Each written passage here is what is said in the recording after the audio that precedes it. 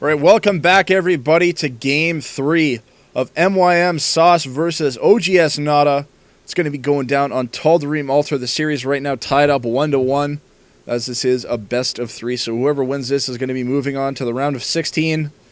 And they'll be able to fight another day to compete for the first place prize of $6,124. Second place is going to walk away with about $1,500. Third place with about $500.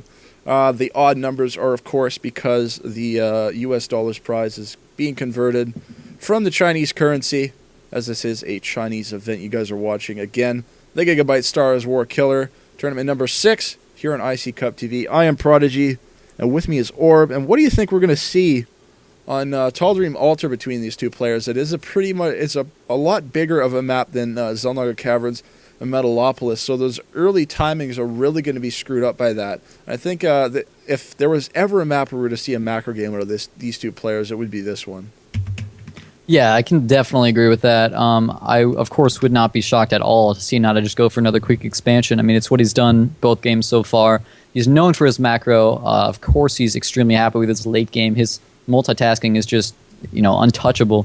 So I'm definitely expecting to see NaDa go for another quick expansion.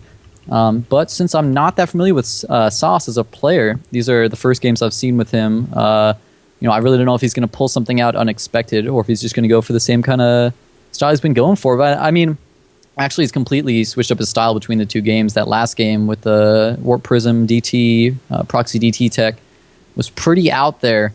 But yet again, that game was, I feel like it was so close in some certain situations. Like if he had sent that DT to the mineral line instead of the bunkers. So he might yet again go for some type of oddball strategy like that, quasi cheesy, I guess you would say, with some proxy DT tech. But he could just go for a quick expansion. It is quite a big map with a lot of macro possibilities. Yeah, Tal'Darim Altar generally is pretty famous for its ability to let players just take a really quick natural expansion, get a nice defense up and running for it. And from there, even a really quick third expansion. Of course, this is Tal'Darim Altar LE, a.k.a. Ladder Edition. So this is the one with the destructible rocks at the gold or at the third expansion. And just all around the most standard, I think, from what you would expect out of all of the possible permutations and combinations of this map. As you can't have a ladder map without destructible rocks. That's just silly. Oh, of course not. Why would you ever want that? No way. I don't know. Like it's like playing Sim City while you're playing StarCraft. You get to break down rocks and kill neutral. Just got to get Exhibit in that picture right there, and you'll be good. Just play Sim City while you're playing StarCraft 2. Yeah, we heard you like to attack NPCs. Maybe you could call it Diablo or something. I don't know. Maybe they're taking design elements from their other games like World of Warcraft, where players just want to kill things while they don't attack back. But I've got this game loaded up. So why don't we get right into it? I'm going to hit the play button in 3, 2, 1, go. All right, so Sase here, warping in at our bottom left position as our red Protoss. And in the bottom right position, we of course have oGs.NaDa as our blue Terran. So how do you think these spawns are going to affect... I mean, on this map, really, you don't only have two different types of spawns, close spawns and cross spawns. Everything else is going to be, slightly different depending on, the positioning of your third and how soon you're going to be able to take that. But it seems like, it's going to be pretty similar in terms of the time that they'll be able to take their naturals. Yeah, I definitely think that we're going to see quick natural expansions out of both of these players, as it is pretty easy to defend. The ramp that leads into it is pretty wide, but of course it's still very easy to set up a nice Sim City outside of that natural expansion. And I think the key thing at this point is going to be controlling that XelNaga Tower, as on smaller maps like Metalopolis, the XelNaga Tower lets you get your army in position in time.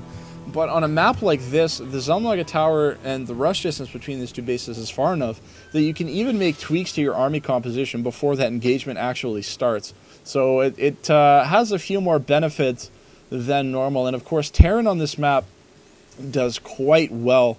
If you take a look at the natural expansion, you can see it's flush up against this low ground here. And one of the things that I'd be really curious to see if NaDa is actually going to do is kind of it's a tank bunker push that I've seen a ton of Terran players, namely MVP, I think would be the one who's the most famous for it. They just set up a ton of bunkers and fill them up with Marines outside of the natural expansion. And then a ton of siege tanks that fire into the natural expansion from the low ground. If you want to attack into it, you've got to run the gauntlet. It's absolutely brutal. So Sase right now sets up a pylon before he even scouts. This is very interesting. I'm really curious to see what his plan is for that pylon.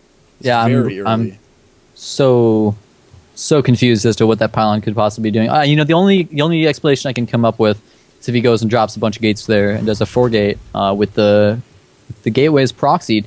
Because at this point in the game, clearly you can't do anything. You can't drop that Twilight Council tech down there yet. Perhaps that's what he's going to walk back there and do. But it seems so strange right now to drop that pylon that early, and clearly a position that he knows his opponent is not in.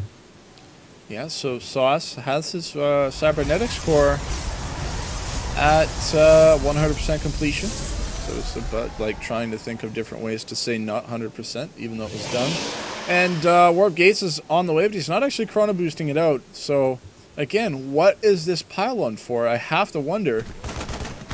He will find out where NaDa is as he sees that Marine hanging out there at the top of the ramp, driving that probe away. But the probe is just going to swing around into the third base and come here down from the bottom. But now NaDa has positioned a Marauder there to be able to pick that off, and he's got ample range for him to actually see that. And SCV's made its way into this base. Pylon. Did he see this pylon? No. And he did not. I don't believe. But there is another pylon at the third of NaDa. See, originally, when I saw that, and I saw that he wasn't building anything on it, I thought it might just be to mess with NaDa because, a lot of the old school Brood War players, one of the things you did in TVP was you would count the number of pylons you see when you scout the Protoss base.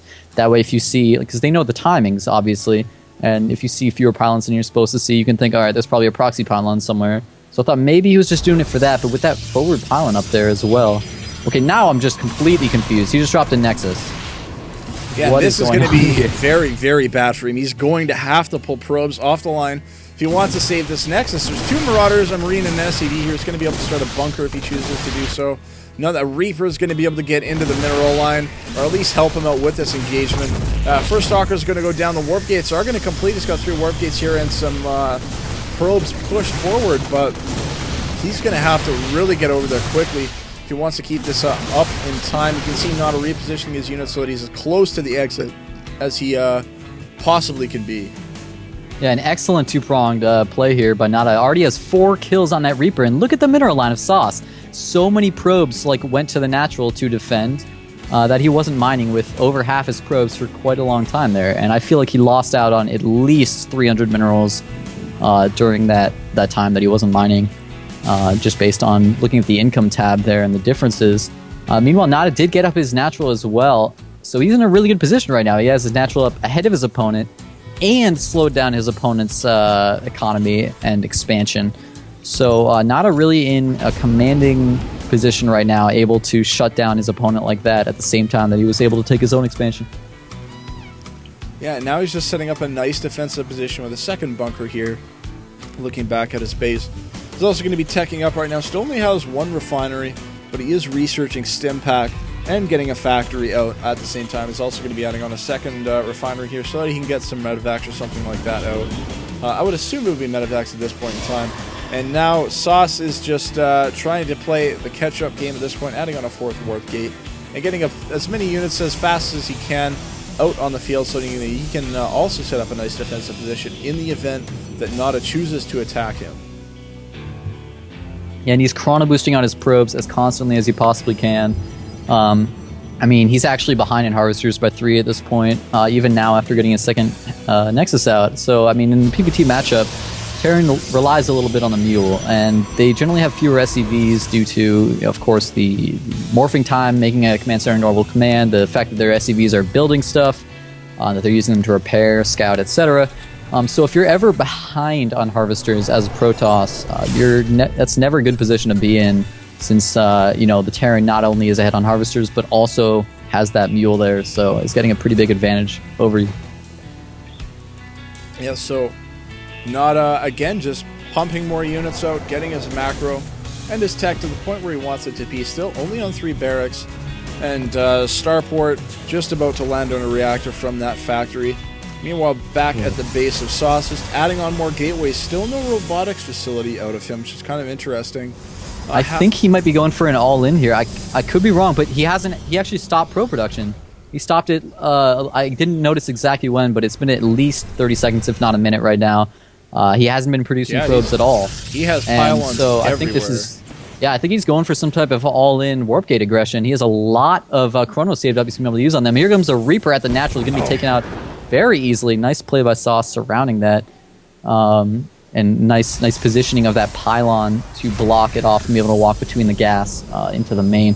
But here comes Sase with this force. I mean, NaDa's army looks a lot smaller, but he does have those 2 bunkers. If you get some SCVs in there repairing, you know, he should be fine. But then again, with the force field, Sase has all these full energy sentries. He might be able to pull this off.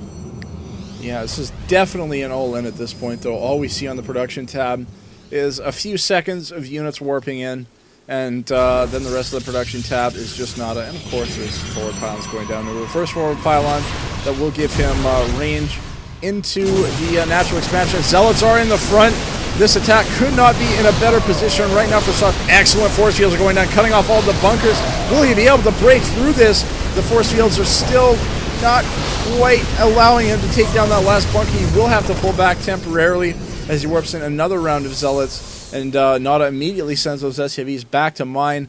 But if we look at the army tab right now, we see that the army is in favor of Sase right now. Force fields again going down. The Zealots not quite able to do what they need to do. And now looks like NaDa might be able to hold on, and Sase is going to have to pull back. Supply counts 85 for NaDa, 49 for Sase. Sase is in a lot of trouble. Yeah, Sase, really huge misplays there. I mean, first off, he didn't drop down more force fields when those Marauders moved up there, when he still had plenty of energy on his sentries. And so the Marauders just came in and target fired the Stalkers, took them out extremely easily. The second misstep was that he was up to 1,000 minerals during that attack. And if you're going for an all-in attack, it's like, you know, if you fail at that attack, it's over. So you better put your all into it. You know, I mean, that sounds stupid. All in, put your all into it. But I mean, he could have been chrono boosting his gateways more. He has tons of energy on his natural nexus. And he could have been producing more with all that money. And, you know, that might have made the difference there. It was relatively close, especially with some better force fields. So now, unless NaDa just kind of stops paying attention and, you know, loses his macro or something, he should be fine now. He's so up on economy, and Sase is not even trying to say, all right, fine, it failed, I'll try to transition out and make probes. No, he's still not making probes at all. NaDa is up by 20 harvesters. As long as he can just stay alive from the next attack that's going to happen, I believe he will be able to. He should have this game no problem. Yeah. One of the important things to note right now is, if you take a look at the supply counts, NaDa's army is still just straight up bigger.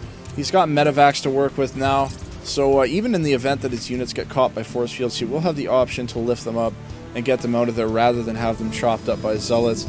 And this SCV is actually going to scout out the entire army of Sase, so he's going to know exactly what's going on. He's going to move forward into a more open area of the map, so he doesn't have to deal with force fields. Nice cutting there, dealing with the Zealots before the ranged units of Sase can really even participate in the fight. Not enough force fields going down there. NaDa sprints forward and takes out the remainder of this army. Sase throws out the GG, and NaDa takes the series 2-1. Very nicely done there by NaDa. Yeah, when I saw NaDa move out, I mean, obviously he doesn't have perfect scouting. He does have that factory in his opponent's base. I know that saw some of the probe counts, so he must have known what was going on. I was like, oh no, NaDa, don't do that. You know, like, leave him in the bunker. Like, why would you move out when you have this much of an advantage? All you have to do is sit back. But you know, he did have the advantage there. His army was that much bigger from his increased economy. That really Sase's all came down to that attack on the natural, and at that point it was already over. And NaDa really had too much of an advantage to lose at that point. So Sase, I mean, I don't think I agreed with his play there. He really stopped probe production so very early, and then still wasn't able to keep up his production. I don't know if he didn't make enough gateways, wasn't using his chrono enough. Either way, didn't have enough production, and his micro was a little bit off in those force fields, and allowed NaDa to be able to take that game. Yeah, I think maybe a few more, maybe another 30 seconds or a minute of probe production with chrono boost, and 1 or 2 more gateways and Sase might have had the firepower that he needed to knock out NaDa in that game. As the first time he ran in there was pretty close, but he just ran out of Zealous a little bit too quickly. If he had a few more units in that army composition at that time, then he might have been able to tip NaDa over, but just could not do the damage that he needed to at that point. And after that, it was just too far behind, and that does mean that NaDa will be moving on to the round of 16. And with that, that's going to wrap up day 1 of the Gigabyte StarsWar Killer Tournament number 6. And don't forget, you guys, we got day 2 coming up for you guys tomorrow. I don't know all of the players off the top of my head because I wasn't supposed to be doing this today, and I practically just got here. But I believe we're going to be starting at the same time, which is, if I am not mistaken, 6 p.m. Eastern Standard Time. So definitely want to look out for that. I'll throw the bracket up on the screen right now. I don't know how just throw out some of the iCup plugs real quick. YouTube, Facebook, and Twitter, all .com/iCupTV. Gigabyte, the sponsor for the tournament, of course. Thank Team Liquid, Reddit, and Well Played communities. And thank you guys so much for watching this. Hopefully we'll see you again tomorrow and in the future games. Yeah, definitely. I don't know if I'm going to be casting tomorrow, as I've still got Map of the Month to do. And with that, we're going to be signing off, so definitely want to be checking out the Gigabyte StarsWar Killer Tournament number 6 tomorrow here on IC Cup TV. See you guys later.